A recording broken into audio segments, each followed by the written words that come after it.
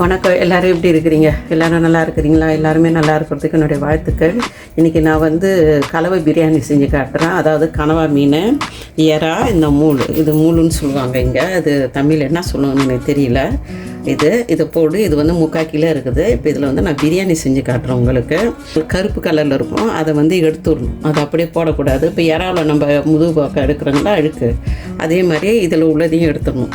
இப்போ இதில் நான் ஒன்று எடுத்து வச்சவங்ககிட்ட காட்டுறது பாருங்க. பார்த்தீங்களா? இதை எடுத்துடணும். எடுத்துட்டு இந்த அளவு தான் அலசணும்னு நம்ம சொல்ல முடியாது, ஏன்னா மண் இருக்கும். மண் போகிற அளவுக்கு நல்லா அலசி எடுத்து வச்சுக்கோங்க. இப்போ இதை நான் கழுவிட்டு வந்தேன். 1/2 டீஸ்பூன் மஞ்சள் தூள் இதுக்கு தேவையான உப்பு போடுறோம். 3/4 டீஸ்பூனு வெறும் காஞ்ச மிளகாத்தூள் போடுறோம், வெறி மிளகாத்தூள். 1 டீஸ்பூன் காஷ்மீரி சில்லி போடுறோம். 3/4 டீஸ்பூன் சீரகத்தூள் போடுறோம். 1 டீஸ்பூனு கொத்தமல்லி தூள் போடுறோம். நல்லா கலக்கி கொஞ்சம் நேரம் ஊறட்டும். இல்லை கொஞ்சோண்டு எலுமிச்சப்பழம் ஊற்றணும். கொஞ்சோண்டு எலுமிச்சப்பழம் ஊற்றுறேன்.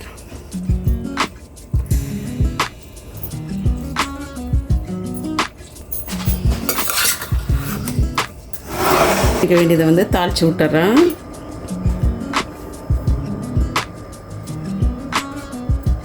ஆறு டேபிள் ஸ்பூன் எண்ணெய் ஊற்றிக்கிறோம்.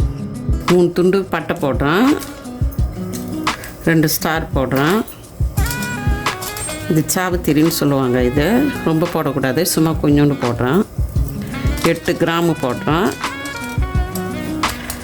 2 கறி இலை, 5 ஏலக்காய் தட்டி போடுறேன். கொஞ்சோண்டு இந்த கடை பற்றி இது தனி அப்புறமா போடும், கடைசியாக போடும்.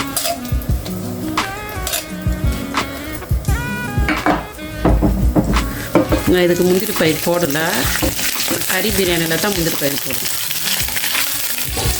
மீடியம் சைஸ் வெங்காயம் 3 வெங்காயம்.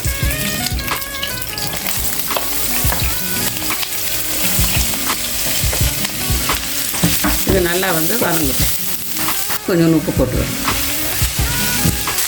பச்சை வாசனை போகிற வரைக்கும் நல்லா வதங்கும்.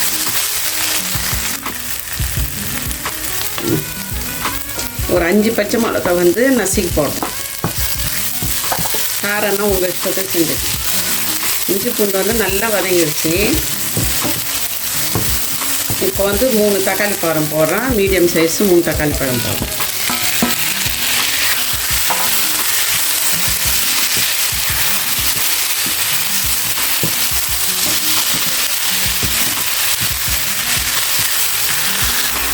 அது 1/4 டீஸ்பூன் மஞ்சள் தூள் போடுறோம். 1 டீஸ்பூன் பெருஞ்சீரகம் தூள் போடுறோம். சோம்பு தூள் போடுறோம். 125 கிராம் போடுறோம். அந்த இது போட்டோங்கன்னா கனவா மீன் அது எல்லாத்தையும் போடுறோம். இந்த வெங்காயம் வதங்குற வரைக்கும் இதை நான் ஊற வச்சேன். இது நல்லா வேகும். பாருங்கள், இது நல்லா வெந்திருக்குது. இதில் நான் தண்ணி ஊற்றவே கிடையாது, ஏன்னா அந்த இறா அதெல்லாம் நல்லா தண்ணி விடும். அந்த தண்ணியிலே தான் நான் வேக வச்சுருக்கிறேன். இப்போ கொஞ்சோண்டு கொத்தமல்லி கீரை போடுறேன். புளி என் பொண்ணு போடுறான், புதினா கீரை. இது ரெடி ஆகிடுச்சு. இது அப்படியே இருக்கட்டும். இப்போ இந்த சட்டியில் சாதத்தையும் அதையும் தனித்தனியாக அதை பண்ணி செஞ்சு காட்டுறேன். நீங்கள் எல்லாம் அப்படியே ஒன்றா போட்டு செய்கிறதா இருந்தால் கூட செஞ்சுக்கோங்க. இதில் மேலே நான் நெய் போடுவேன். அதனால தான் நான் அதில் நெய் போடல. அந்த வதக்கிறதுல இதில் நெய் போடுவான்றதுனால தான் நான் நெய் போடணும். பாருங்கள், இதில் கொஞ்சோண்டு போடுறேன். கொஞ்சோண்டு நெய் போட்டுட்டேன். இதை கொஞ்சம் போடுறேன்.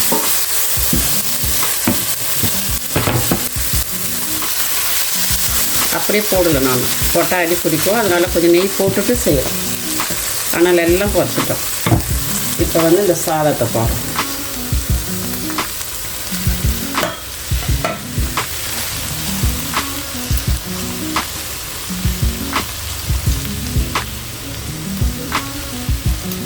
நீங்கள் வெங்காயம் கூட தனியாக கூட வதக்கி கூட போட்டுக்கணும்.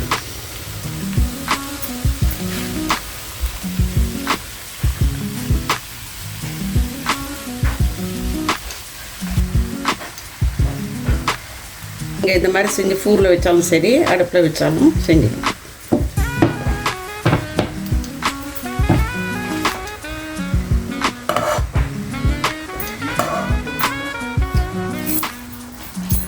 இப்போ கடுப்பாச்சு.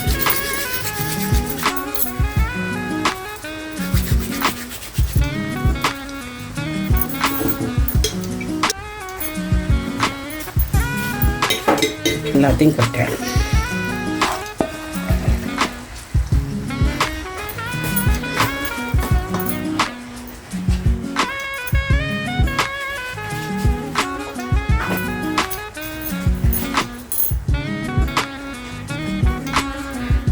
இது மேலே வந்து வதக்கணும் வெங்காயம் போட்டு.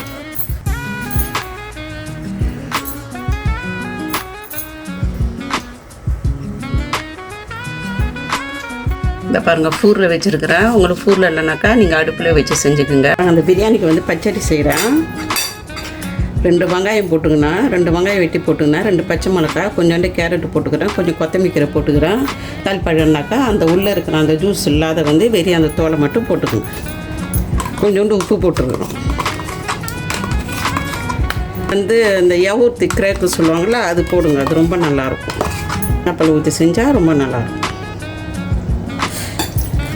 சீக்கிரம் வீணாகவும் போகாது, நல்லாயிருக்கும். இப்போ பச்சடி வந்து ரெடி ஆகிடுச்சு. இப்போ அந்த பிரியாணியை பார்ப்போம்.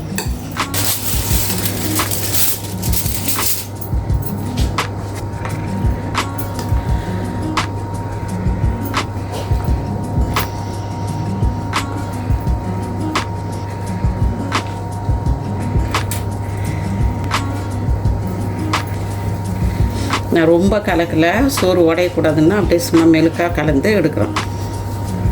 நீங்கள் வந்து நல்லா கலந்து செய்யுங்க சாப்பிடக்கூடாது. இந்த பிரியாணி செய்கிறதுக்கு நான் 2 கப்பு அரிசி எடுத்துருக்கிறேன். 1.5 டேபிள் ஸ்பூன் வந்து நெய் போட்டிருக்கிறேன். 20 நிமிஷம் வந்து ஃபூரில் விட்டுருக்குறேன் நான். உங்களுக்கு ஃபூரில் வைக்க பிடிக்கலைனாக்கா நீங்கள் அந்த மாதிரி ஒரு தட்டு வச்சு இதிலே வந்து நீங்கள் மேலே ஒரு துணி போட்டு ஒரு தட்டை வச்சு மேலே கல் வச்சு நீங்கள் அடுப்புலேயே வந்து செஞ்சுக்கலாம். ஃபூரில் வச்சா கொஞ்சம் ஈஸியாக இருக்கும். மற்ற வேலை செய்யணுன்றதுக்கோசரம் தான் வந்து அதை நான் ஃபூரில் வச்சு நீங்கள் செய்கிறதா இருந்தால் அந்த மாதிரி செஞ்சுக்கோங்க.